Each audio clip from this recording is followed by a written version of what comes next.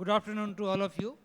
So we are here with the first leadership panel, and we have a excellent panel here of very experienced people in their own fields, doing very good work on the oil spill front.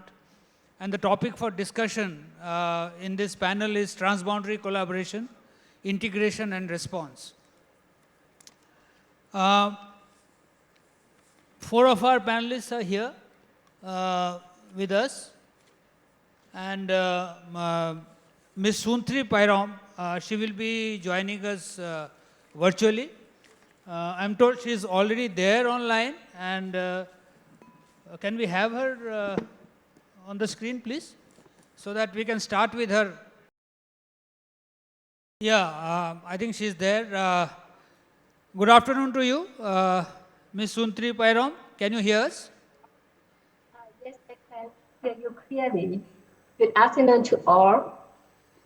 Okay, thank you. So since you have joined us virtually, I think welcome to you in this panel. And what we are discussing in this panel is transboundary collaboration, integration and response.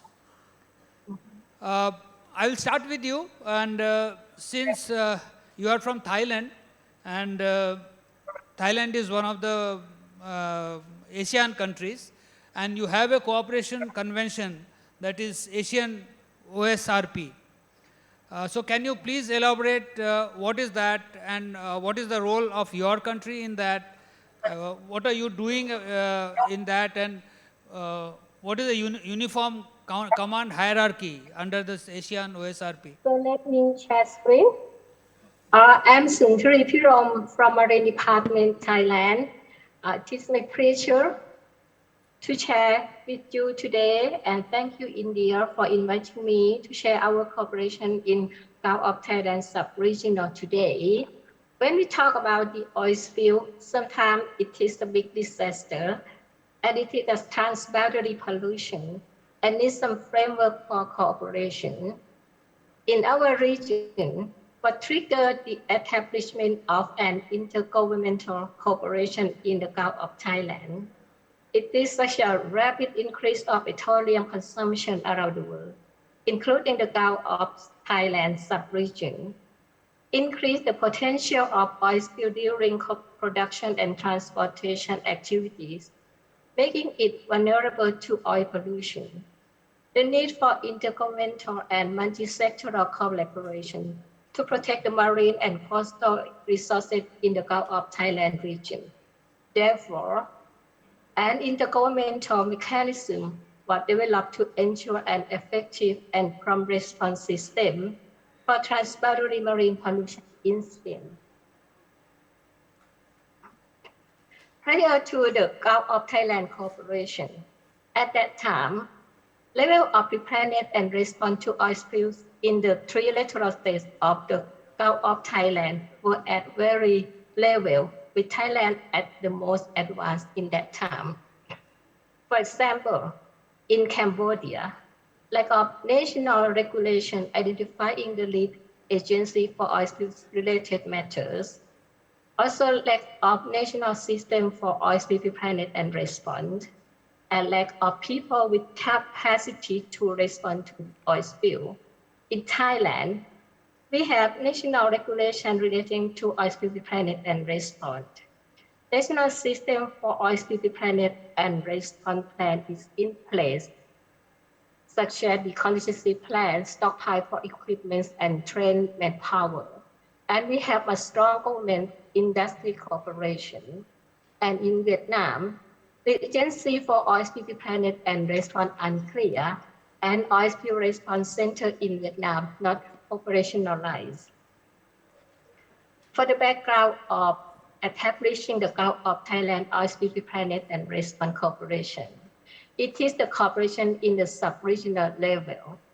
In January 2006, PEMC, the organization under the United Nations, initiated the signing of the joint statement on partnership in oil spill preparedness and response cooperation in the Gulf of Thailand by Cambodia, Thailand, and Vietnam. The joint statement contains the tripartite intergovernmental agreement, which commit participating countries to mutual support and assistance in combating oil spills in the Gulf of Thailand region.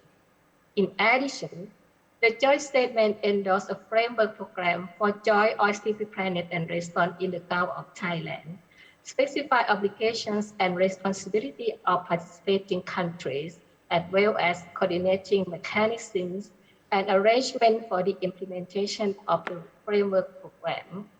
The joint statement and framework program are regarded by the participating countries as an important legal basis for the multilateral cooperation in oil spill preparedness and response in the Gulf of Thailand.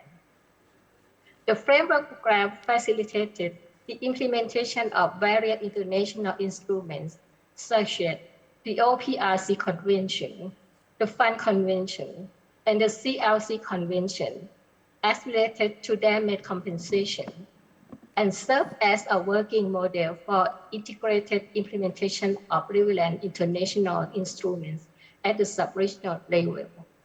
After that, as the cooperation in regional level, in 2014, ASEAN countries developed the ASEAN MOU on ASEAN cooperation mechanism on joint oil spill preparedness and response.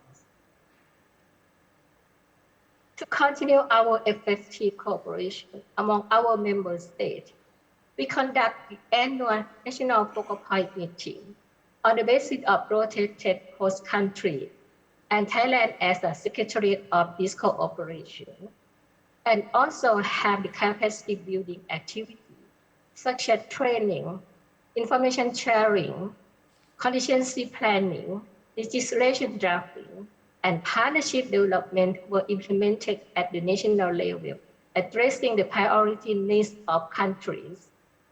This initiative at the national level provide the foundation of sub-regional cooperation in the Gulf of Thailand. We got support from those activities from our strategic partners such as HEMC, GIC, IMO, IPCA, ITOP, COICA, and so on. After starting our cooperation since 2006, and under the Gulf of Thailand Oil Spill Readiness and Response Strategic Action Plan, some of the major achievements in the three countries from 2006 to 2021 as follows. In Cambodia, they got National Oil Spill Contingency Plan of Cambodia drafted, Sub-decree on establishing the National Oil Spill Response System in Cambodia drafted, and they have guidelines on the use of dispersant. In Thailand, we got SOP for oil spill claims for fisheries and aquaculture developed. Oil spill contingency plan for Soontharee province developed. It is a local contingency plan level. Devising and updating the National Oil Spill Contingency Plan and updating of national guidelines on dispersant use for oil spill. And in Vietnam, oil spill contingency plan for the southern region of Vietnam developed. National Southern Oil Spill Response Center in Vietnam operationalized. Response vessels and response equipment acquired, and legislation on various aspects of oil spill response issues. Initiatives at the national level provide the foundation for sub-regional cooperation in the Gulf of Thailand. Some of the complete projects and activities at the sub-regional level are: 1. The Gulf of Thailand Information Sharing System, which was developed and maintained by Thailand Marine Department. It was developed to provide participating countries access to information relating to oil spill preparedness and response in the Gulf of Thailand region. Information on national points of contact, available oil spill response equipment, oil spill incident, oil spill experts are available in the website.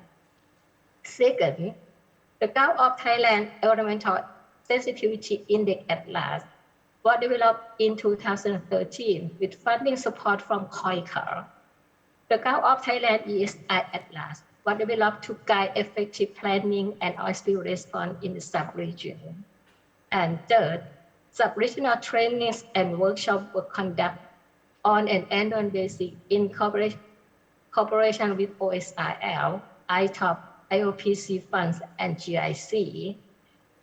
As we still have some target and goal to continue in the next strategic action plan of 2022-2026, such as the Gulf of Thailand Sub-Regional Oil Spill Contingency Plan, sub-regional guidelines on the use of dispersant, and the joint exercise of 3 countries, Cambodia, Thailand, Vietnam, and our strategic partner. Lastly, I would like to share with you the lesson we have learned from the Gulf of Thailand cooperation for the last 16 years of our cooperation. There are strengthened in the connectivity of oil spill preparedness and response from regional to local level result to more effective response. Local governments play an important role in increasing level of national OSR, preparedness and response. Integration of stakeholders such as industry, academy, and so on into overall system of preparedness and response is imperative. And partnership with the industry and academy brings better oil spill response capacity in the region. Finally, we still need and seek for the other cooperation in this matter from our country and region. Thank you. That's all of my presentation. Thank you for your attention. Thank you. Thank you, Ms. Sonati. Actually, you know, with oil spills being very much prevalent all over the world, I mean, the tankers are crossing across all seas, delivering oil day in and day out, and there are spills all across the world, which are not limited to the boundaries of a country. When there is a spill, the spilled oil does not see boundaries. The spilled oil goes across the boundaries. So it is essential that there is a cooperation between the countries and there are conventions in the world so that the countries can come together and they can handle this spilled oil in the high seas. Of course, we have this UNCLOS, which is the umbrella convention in the world under which you have this OPRC and other CLC and Fund Convention. All these conventions are there which take care of all the activities which are being done by different countries. But there are also certain agencies which are working towards control of oil spill and management of oil spill and the transboundary collaborations. One such agency is this South Asia Cooperative Environment Program, SACEP, and we are lucky to have Dr. Mohammad Masumur Rahman, Director General, South Asia Cooperative Environment Program with us as one of our panelists. So first, I'll start with Dr. Masumur Rahman. Dr. Masumur Rahman, you are involved with the SACEP. Can you please tell us what SACEP is doing, what kind of work SACEP is doing for generating this cooperation so far as international cooperation so far as oil spill is concerned? And how do you see the future of this cooperation in this world? Thank you very much for raising a very burning issue. First, I would like to convey my heartfelt thanks to the organizer inviting the SACEP Secretariat to share something on oil spills. At the very beginning, actually I need to explain something regarding the organization, that South Asia Cooperative Environment Program. What is the business of SACEP? SACEP is an organization, it was established in the year 1982 through Colombo Plan, and which was basically responsible for environmental aspects of South Asia region. We have 8 member states like Afghanistan, Bangladesh, Bhutan, India, Maldives, Nepal, Sri Lanka, and Pakistan. It's an intergovernmental organization. There is a governing council. All 8 member states' honorable environment minister are the member of this governing council. And Secretariat is based in Colombo. And I could recall that in the year 1998, in New Delhi, SACEP, they extended their activities towards the South Asia Seas program.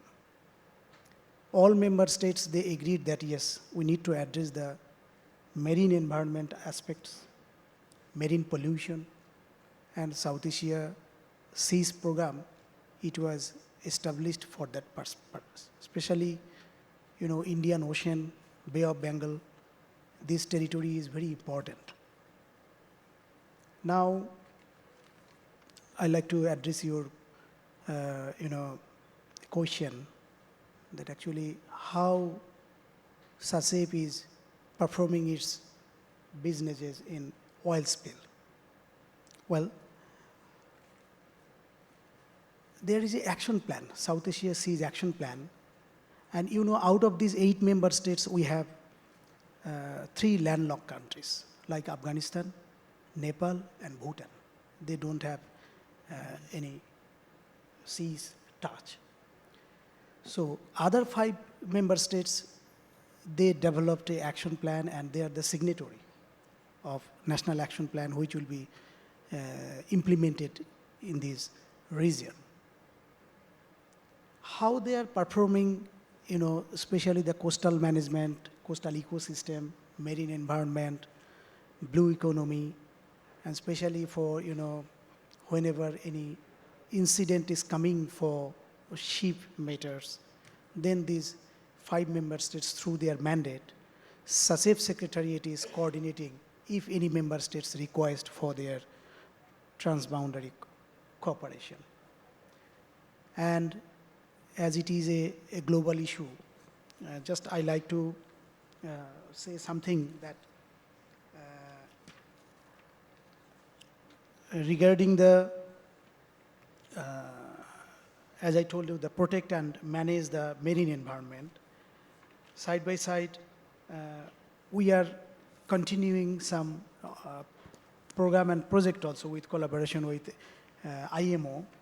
They're jointly SASP Secretariat, sometimes awareness program on oil spills, and sometimes if any member, like I can recall, 2 incidents after 2019 when this SASP action plan was activated.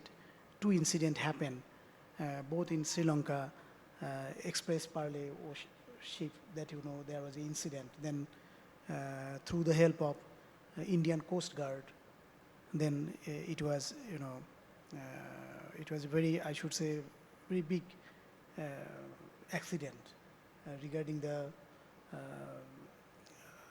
Sri Lanka perspective. They couldn't manage it that time. Then Indian Coast Guard also come with the proper effort to help to manage the situation. Like this way, if any member states seek cooperation from our organization, then we try to bridging this in this region. And the important feature of South Asia Seas region, if I say you, the South Asia Seas region is comprised with the marine and coastal water, especially of, I told you that Bangladesh, India, Maldives, Pakistan, and Sri Lanka.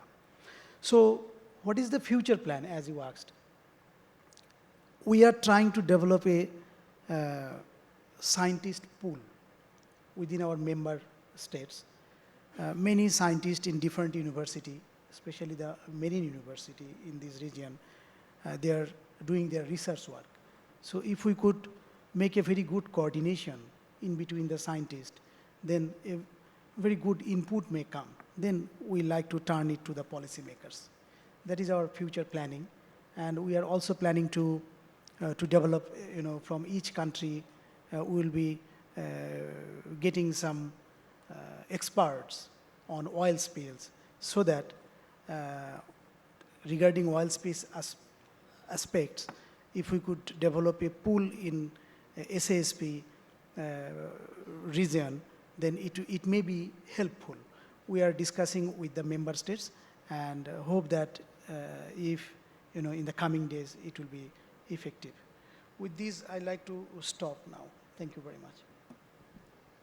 Thank you. Thank you, Dr. Rahman, and thank you for giving us the insights into the role of SACP in international collaboration with respect to oil spill control. So far as India is concerned, and when we talk about oil spill, the oil spill management, the mandate for oil spill management within this country is with Indian Coast Guard. So, international collaboration, of course, plays a very vital part. But so far as the oil spill management in and around India is concerned, it is the Coast Guard which has the mandate, and it is the Coast Guard, the Indian Coast Guard, which is supposed to plan and implement the entire exercise with relation to oil spill management. So we have IG Donny Michael with us here, and we would like to bring him into the discussion at this point of time. I would like to ask IG Donny Michael, what are the areas that state can cooperate for operational roles? Can you elaborate any recent oil spill incidents where Indian Coast Guard cooperated with other states? Thank you, sir. Before I answer this question, I just want to thank the organizers, especially to Sunny and Abhishek.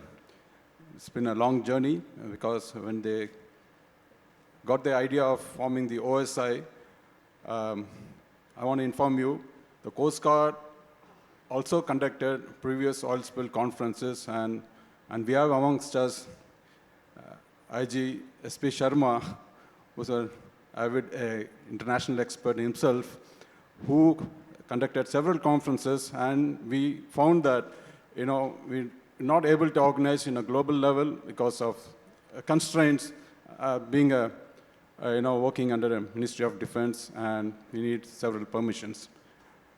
Nevertheless, the idea of conducting an international conference originated in 2011. I was part of the organizing committee, and I'm very glad this is progressing very well.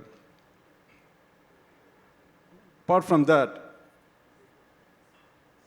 you all must be seeing amongst the industry experts, why Coast Guard wearing white, and what is a special place for them at this panel or anywhere else.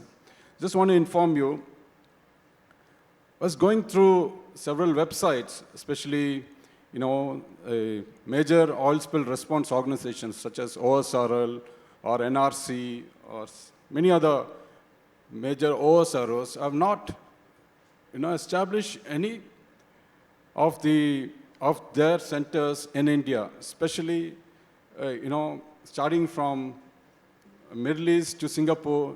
There's a clear absence of presence of OSRO in India. And that's where I started to analyze, and I understood very well the Coast Guard itself is a major OSRO. We have to tell you in terms of the scale, investment of more than $250 million is invested in the form of 3 pollution control vessels. 2 are also being constructed. The investments in pollution response equipment, the equipment being carried on board the Donny aircrafts, such as side-looking airborne radars and IR UV cameras. We also have other support systems. Combined together, we have more than 500 officers and more than 3,000 sailors who are specially trained on oil spill response. That constitute a major chunk I don't think so any other OSRO will have such a manpower supporting their centers. Now, having said that, now coming to this question of transboundary cooperation, the Coast Guard was constituted in 1977, and we passed an act in 1978. Before that, there was more than 10 major incidents occurred, right from Trans-Huron, MT Puppy, and several other, Lajpat Rai. The size of the spill was more than 10,000 tons. And who responded to the situations? And I understand it is responded through industry themselves. The industry called some expert from outside or within this one, and whenever it reached the shore, whatever means available then was used to respond them. And having sensed there's no proper system, national system, rightly the International Maritime Organization, adopted the Convention of the Oil Spill Response Cooperation, Preparedness and Cooperation, this is OPRC 1990, in which 6 basic elements are there. Firstly, you have to have a national system for reporting and receiving reports. Secondly, you have to have a competent national authority. Thirdly, you have to have a national contingency plan, pre-position equipment. You have to have a training and drills. And finally, the provisions of international cooperation. Though India is a party to OPRC 1990, but we are not ratified, that is, not transcribed those provisions into a legislation. Several efforts were made, but nevertheless, Coast Guard marched on.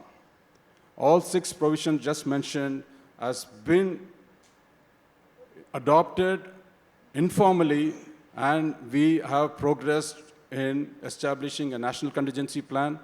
We have a pollution response centers now located at 4 different places. We conduct exercises and mock drills, and finally we have a regional contingency plan through SACEP, and we also establish bilateral relationship with Pakistan, Sri Lanka, Bangladesh, Indonesia, and also Maldives.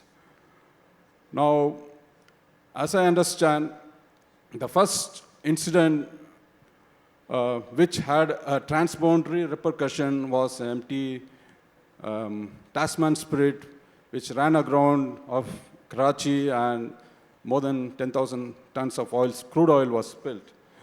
There was a threat of oil, drifting into Indian coastline, where we, I think under the leadership of IG SP Sharma sir, who was at Delhi that time, were preparing all the ships ready to respond. Also, we were extending help to Pakistan also, but somehow that didn't materialize. And other incident which I can recollect is the recent incident of MT Wakashio. Remember, the incident happened almost 2,000 miles away from Indian coast, and any ship would have taken more than 10 days to reach there. But nevertheless, we transported 30 tons of pollution response equipment, booms, skimmers, power packs, along with 10 expert team members through Globemaster transport aircraft of the Indian Air Force, who is also a resource agency under the North GCP, extended that support through MEA coordination, and we transported them within no time and reached there, and the equipment was not only deployed, moreover the team stayed there for some time, we trained them, and this equipment was gifted to them to be used further if there is any such oil spill takes place. The second incident, request came from SACEP headquarters to assist the Sri Lankan authorities for the MT New Diamond oil spill. Though it is not an oil spill, it is actually a fire on board a tanker. So we also gained expertise to fight fires through pollution control vessels and other vessels. So we fought the fire, extending for more than 2 weeks. And also, we used some other vessels and aircraft to identify areas where we can, transport dry chemical powders to the area and also to extinguish the fire. The third incident is, of course, the exposed pearl, which we anticipated because we also, when we talk about transboundary cooperation, we also take into account of the currents, which actually takes the oil spill from one state to another state boundary. So we anticipated if an oil spill takes place at Colombo, within 48 hours, this oil spill might reach the Kanyakumari shores. So we prepared our ships with necessary equipment and kept them standby at Kochi, Tuticorin, and Chennai. Nevertheless, we sent 2 OPVs for firefighting assistance to MV Express Pearl, and we successfully extinguished the fire. And we are lucky that an oil spill didn't take place. Now coming to, this is a government level cooperation, which I can tell you. Recently, I just read some articles where industry level cooperation also is happening. I find in America, the OSROs join together and they have a Spill Control Association of America, where all the OSROs, suppliers, vendors, experts are joined in a common platform and they assist the US Coast Guard. We don't have that system in India. And also amongst the OSROs, globally, I found there is a new network, something called Global Response Network, which they are cooperating very well. And they have some expert teams who would likely to help other countries if a major oil spill takes place in any of the countries. Thank you, sir. Thank you, IG Donny Michael. Yes, of course, I mean, you cannot undermine the role of Indian Coast Guard so far as oil spill management is concerned around the Indian coast. And of course, every Indian is proud of this organization here. And not only oil spill management, even there are several other things in which ICG is actively participating and is involved with. One suggestion which IG Donny Michael has given is industry level cooperation. Of course, that's a very good suggestion. I mean, of course, governments are involved in transboundary collaboration, but so long as the industry is also not involved in this, the whole cycle is not completed. So that's a very good suggestion, and when we see that in rest of the world, in other places, industry level cooperation also exists. It's a good idea to have it around our Indian coast as well. Moving away now from the government organizations to one of the operators, we have among us Mr. Pramod Sapra, President Shapoorji, Pallonji, Bumi Armada, who are operating FPSOs in Indian waters. So, welcome Mr. Pramod Sapra. I would like to get you into the discussion. See, your company is the leading FPSO operator in India. So, being such a big company operating FPSOs in India, what actions do you take to ensure prevention of oil spills, and what role does your company, it operates across the world and deploys its assets across the world. So what role does your company play in this cooperation for oil spill management? Yeah, thank you, Mr. Badal, and thanks to organizers under leadership of VP, Mr. Sen Gupta ji. With respect to preventive measures which we take for FPSO, let me go back to the origin of FPSO. In 1977, first FPSO was conceived and put in place by Shell, and it was brought in from the perspective that the discoveries which are there in deep sea in remote areas. They were not possible to be monetized because platforms and other type of technologies which were there, they were not fitting in that area. So floating production, storage and offloading facility was conceived and brought in. And since then, there have been a lot of technological developments, improvements taken place. Not much time is there to go into detail, but there are some inbuilt features which have been developed and improved with time to come. One of the major inbuilt features, people have developed the turret, which is a stable turret, and then FPSO is weather vaning around it. So with this kind of technology, FPSO is weather vaning, and the forces, air as well as current forces, they are not impacting it too much because it is not spread mode. Okay, it is the FPSO is changing the direction based on the weather loads coming on it. So because of this, the impact on the hull of the FPSO goes down. So this is one of the technological development which took place, and that ensures that incident of any pollution happening reduces. Then second technological addition which was done in the time to come after 1977 is double hull. So even something happens to first level of hull, there is another hull available.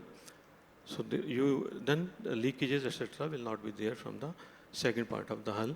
So that is another preventive measure which was taken. These are the two major areas of improvement which happened in FPSO. Then in addition to that, there are several other safety critical and environment critical elements added. Like when we do offtake, then in case at that time weather goes suddenly rough, then we have a quick release method available when we are doing the tandem mooring. And during this quick release method availability, in case weather is too rough, then you can immediately release it quickly. And there is a technology of adding load cell. So when load is increasing on the hawser, you can immediately, it can get disconnected at its own automatically. And then also in the hose, there is a marine breakaway coupling which is added as a safety and environment critical element. This marine breakaway coupling is broken, and once it is broken, only 10 to 12 liters of the oil will be coming to the sea, and the hose will get closed and spill will not be there. So it is limited to 10 to 12 liters, and hose from both ends, it will get closed in 10 to 15 seconds. So that kind of safety critical elements are added into it. And in addition to that, there are processes. So apart from inbuilt feature, there are processes which are procedures and processes which are followed to ensure that the spill is controlled. For example, 500-meter safety zone is there. So we do not allow any vessel to come in without permission, without filling the checklist. So these disciplines is being made, and sometimes fishing boats, they reach all over world near the installations. So we seek help of various country regulatory authorities. Like in India, we have Coast Guard support is there, which is called FODAG. FODAG is there, who come and help us to chase away these shipping boats. And we have our own OSV also available, which is going to scare them out. So these are the measures which are there in place, which help us to ensure that prevention is there of the leak prevention is there from FPSO. Thank you. Thank you. One thing which is very important when we look at the industry is that when we are talking about collaboration in oil spill management, it's always better that we work towards prevention of the spill. rather than waiting for the spill to happen and then trying to control it. So when the industry is involved in collaboration, transboundary collaboration, our focus should be in prevention. What new technology we can adopt, what are the systems we can adopt in prevention of the oil spill at the first place, so that we don't need to run after a spill actually happens. So that's exactly what Mr. Sapra was explaining, the kind of things, the kind of steps they have taken to ensure that spills can be prevented. And there's nothing better than preventing the spills, because once it happens, no matter how efficiently you try to handle it, there are going to be problems. Again, I move from the industry to one of the regulators. We have among us Dr. Anand Gupta, who is the Additional Director General of Hydrocarbons at Director General of Hydrocarbons. And as you all know, DGH is the hydrocarbon regulator for this country. So I would like to bring in Dr. Anand Gupta into the discussion. Dr. Anand Gupta, it is understood that the offshore activities, the offshore E&P activities are increasing now in the Indian waters because a large area has been now released, a large additional area has been now released for these activities, for exploration and production. So in this context, what kind of support DGH intends to provide to the operators and to the other agencies with respect to oil spill management? Thank you. Thank you, Mr. Badal.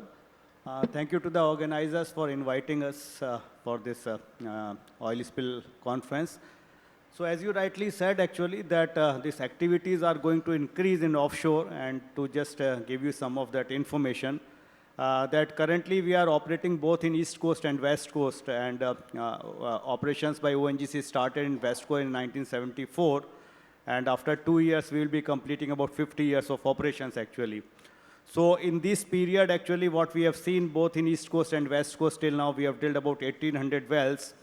And with the allotment of the new blocks, actually, and new activities which are coming up, including by both NOCs and the private operators, we expect that in another next 3 to 4 years, another 800 wells will be drilled, actually. So you can understand the kind of activities which is going to come. Currently, offshore activities are being, handled by the ONGC and then the other operators, actually, like Reliance and all that. But now with the allotment of DSF and other blocks, we expect that 10 operators will be working over there, both in the East Coast and West Coast. So as rightly brought out by the panelists which was being discussed, that industry level collaboration is required, because some of them may be small operators, but since they will be operating in the both oil and gas fields, actually, so oil spill is going to be an important subject. And we need to have more integration and interaction with these operators, so that, information is disseminated and their also preparedness is there. So that is the kind of thing which is going to happen. And as you rightly said, that last few months, there is a lot of intensive efforts have been made. And out of total 2.3 million square kilometer area of, our East Coast and West Coast, total EEZ area, 1.3 million square kilometer area was no-go area, which was not allowed to be, surveyed. So all that area has now been released, actually. Formalization is being done shortly. So only 25,000 square kilometer area will be remaining, which is exclusive for no-go in terms of defense and all that. So this area is now being appraised, and the tenders have already been issued. In fact, work has been awarded for carrying out the survey. So we expect that a lot of activity will be happening in this area, and intensive efforts are now being made to allocate this area through a bidding process, actually. So these will be available for operations, and we get discoveries and all that kind of thing, actually, in the next few years. So this will be developed, and this will also lead to a lot of activities. And accordingly, our preparedness with respect to, oil spill and all that needs to be enhanced. Similarly, in the Andaman coast also, survey has already been completed. And in the next few months, drilling will start. So we expect, hydrocarbon discoveries over there. This will also be processed so that all area will also be available. So interstate cooperation and industry cooperation will be required. And this is the area, as I said, that we can collaborate. The operators which are working in this area can be brought together. Not only operators who will be operating, services companies, because, drilling will be there. Services providers will be there, as we were discussing, FPSOs will be there, supply vessels will be there. So all these, are required to be monitored. And for that, actually, we are now setting up a cell over there in the DGH also, which can, try to integrate all this information. And the monitoring system can be developed so that this integration will be possible to work together. So, I mean, that's a kind of thing actually. So we look forward for integration and interaction in this very, very important area. And this initiative which has been taken to bring the industry, operators, service providers, regulators across the boundaries is well taken. We look forward for more such interaction in the times to come. Thank you very much. Thank you, Dr. Anand Gupta. So, let me bring in a different perspective now by calling in Commander P.K. Srivastava, who is a scientist in Ministry of Earth Sciences under Government of India. So, Commander Srivastava, I just wanted to ask you that what kind of support is your ministry providing so far as this oil spill management or cooperation and collaboration is concerned? Thank you, Mr. Badal, and thank you to the organizers for inviting a scientific ministry like Ministry of Earth Sciences to this conference. And just to highlight what is one of the areas which the ministry or one of our institute plays a very important role, which I think has not been mentioned here in the ongoing discussions in the panel. We have talked about the management of oil spills, and we have talked about the industry preventive measures. But the first step to all this is prediction, which we have not touched upon. So how do we predict, and how do we predict the movement of an oil spill?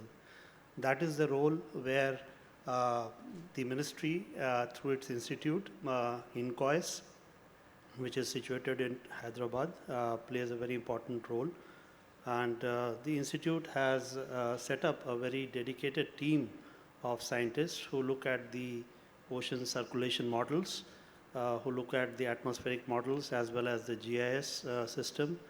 And then a model is run to simulate the oil spill trajectory. That, I believe, would be the first step for any preventive and management measures. So, and this oil spill trajectory has been validated not only through field experiments, but also during a number of oil spill incidents which have taken place recently, as well as earlier also. And this continuous effort is on by the ministry and its institute. This is one of its kind institute in this part of the world. I don't think so we have any other institute in this region, and as DG of SACEP is also aware that in the regional forum, we are the nodal agency for SACEP to provide the oil spill advisories. Our role also comes in very handy when we look at the integration, as was talked about by Mr. Gupta, with the Indian Coast Guard and the state disaster management authorities. So the first step towards this integration and information exchange is through the INCOIS advisories, which are disseminated to the concerned authorities, and then the preventive measures are taken into effect. Coming to the transboundary nature, as the panel discussion says, our ministry, the Ministry of Earth Sciences, is a member of the SACEP organization whose DG is here. And we played a very vital and proactive role for getting the SACEP action plan on oil spill coordinated. And once it was approved at the governing council level, we then handed over the reins from the Ministry of Earth Sciences to the nodal agency identified by SACEP as the Indian Coast Guard to be the nodal agency on part of the Southeast Asia Cooperation Program. So this kind of regional cooperation activities also has been undertaken by the ministry. Thank you. Thank you, Commander Srivastava. I would like to throw open the house to for questions to our panelists. But before that, I have a quick question for IG Donny Michael again. So we are talking about transboundary cooperation and collaboration. Do we have such kind of a system in place for countries around us? Is there a command and control hierarchy? Do we conduct exercises here around us?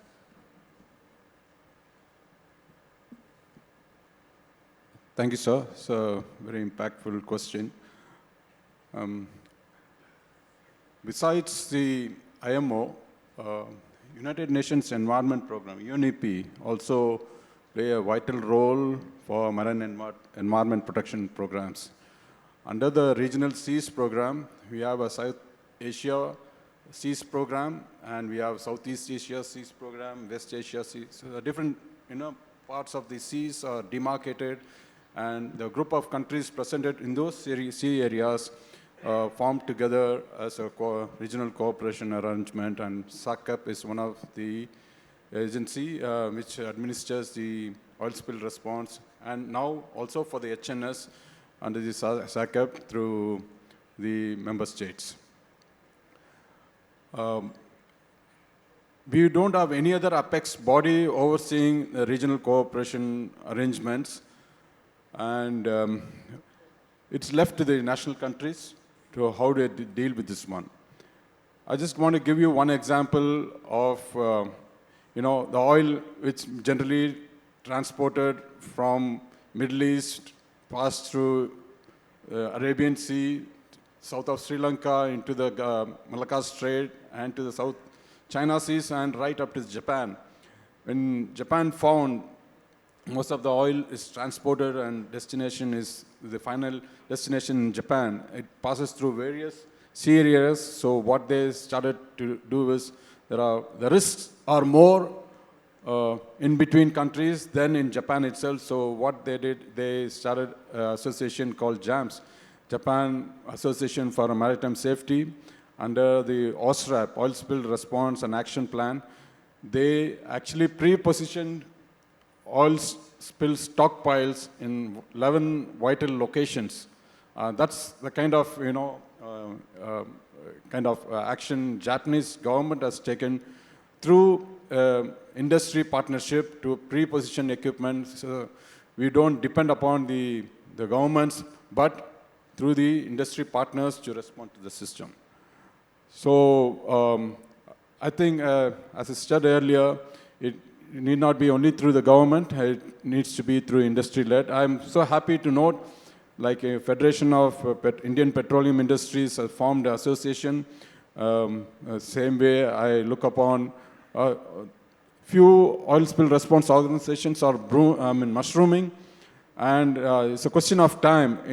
We'll have marine emergency response centers both in the East and West Coast, or several other locations where it will be run through a private firm or industry-led firms. And when that happens, it will give good support to the Coast Guard, and we can actually promptly cooperate together and respond to spill in more effective and efficient manner. Thank you.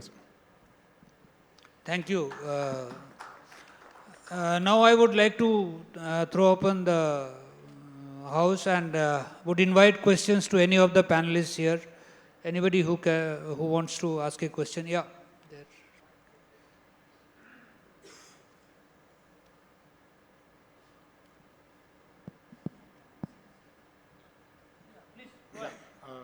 name is Hemant Sondi, ex-captain, used to sail for merchant shipping.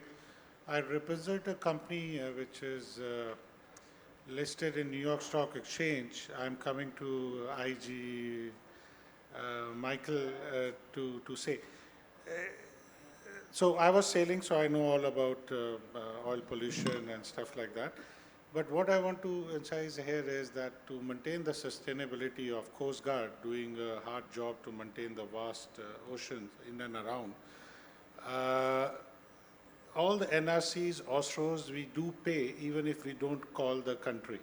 Even if you're not touching the ports, we still pay if we are within the EEZ. Why don't Coast Guard or Indian Maritime Authority think to charge a fee like that for each and every ship tanker passing through, which is a potential to an oil spill? Yeah, I'll answer. Thank you, sir. This is a very important question. Where money is involved, we have to go through a different process. Coast Guard per se is not mandated to promulgate any systems like that. In US Coast Guard, the federal government powers are given to the Coast Guard to establish oil spill liability trust fund, and there also and OSROs are available, pre-position OSROs are available, but we don't have that system here. It's very difficult to charge a passing ship. Now we find it difficult, even a ship which is entering inside a port, to charge extra. Presently, cess, oil pollution cess is charged of 50 paisa per ton, because this fund also goes to the consolidated fund of the government of India, and to obtain any money from the consolidated, again it has to be passed through the parliament. A lot of complex processes involved. We are still working on a suitable legislation and also a policy which actually should come from the Ministry of Shipping. The Coast Guard draws the power from the Merchant Shipping Act and also the policy guidelines from the Ministry of Shipping, from where as a central coordinating authority, we are implementing the preparedness and the response part only, but not any financial part. That's a good idea. I think we can push it forward in some other time. Thanks.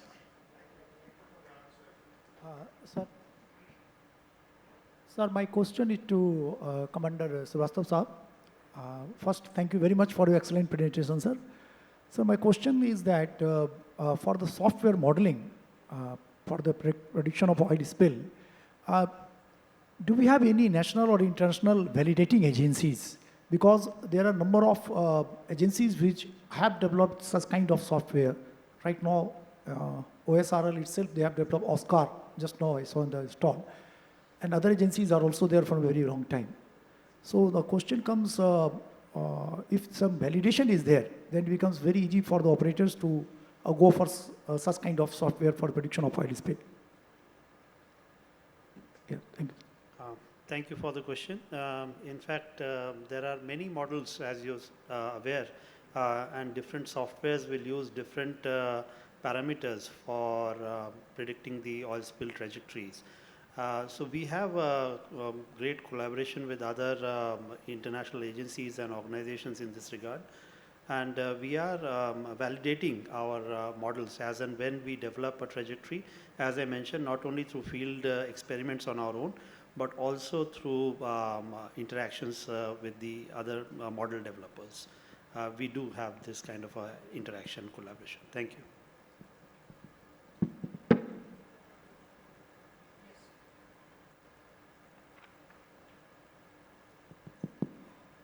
Good afternoon, sir. Rajat Kaushik, ONGC.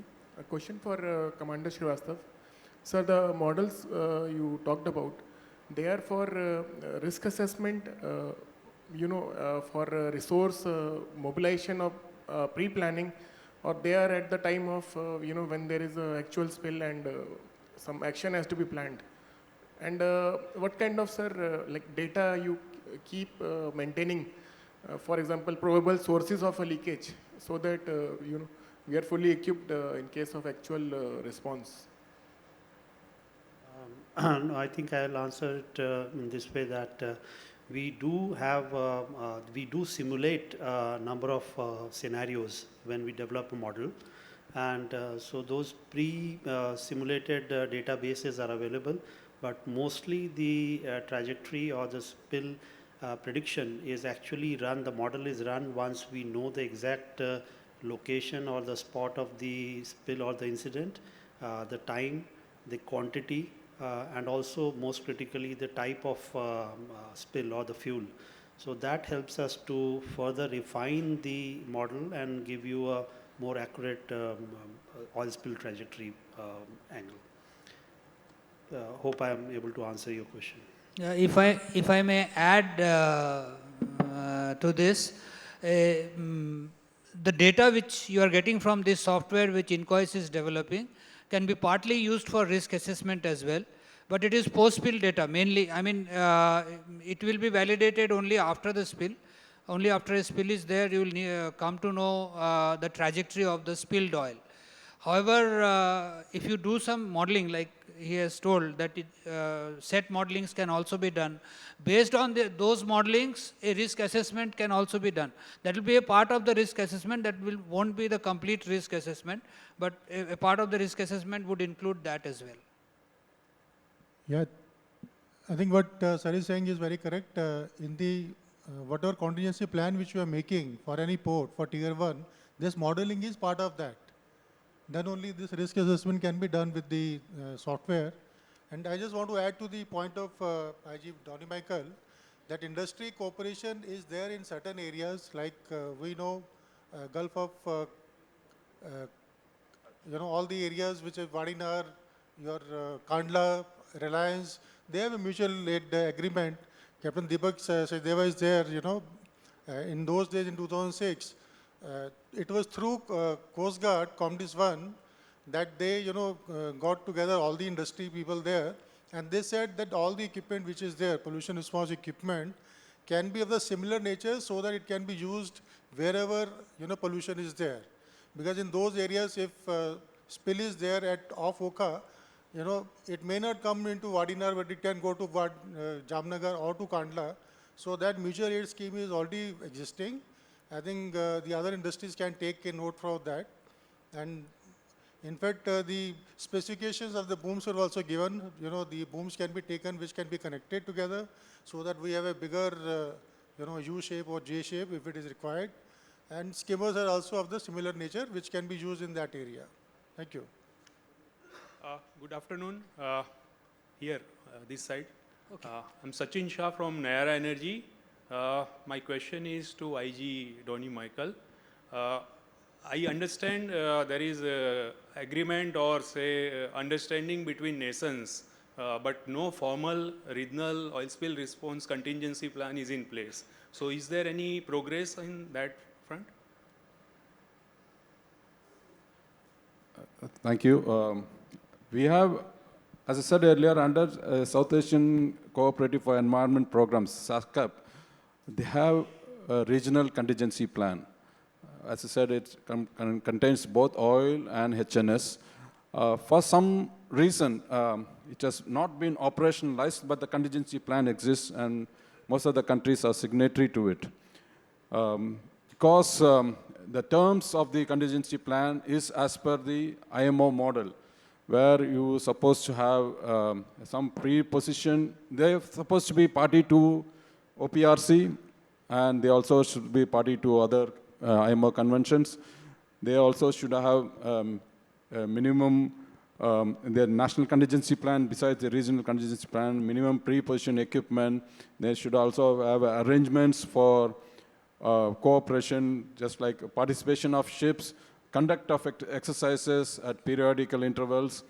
And these are, besides that, I also told we have one-to-one India-Pakistan bilateral cooperation MOU, have one-to-one with trilateral cooperation between Maldives, Sri Lanka, and India under Dosti. We have one-to-one cooperation directly with Bangladesh under MOU, where reciprocal visits are all taking place. So to invoke a regional plan, there are terms like it should affect 2 or more countries. So the regional plans will come. But nevertheless, we found India being the major player. This is 90%. I think Dr. Masumur Rahman will back me up. Is Indian Coast Guard led regional program, which my other countries may call or may not call, because if they have the capacity, they will,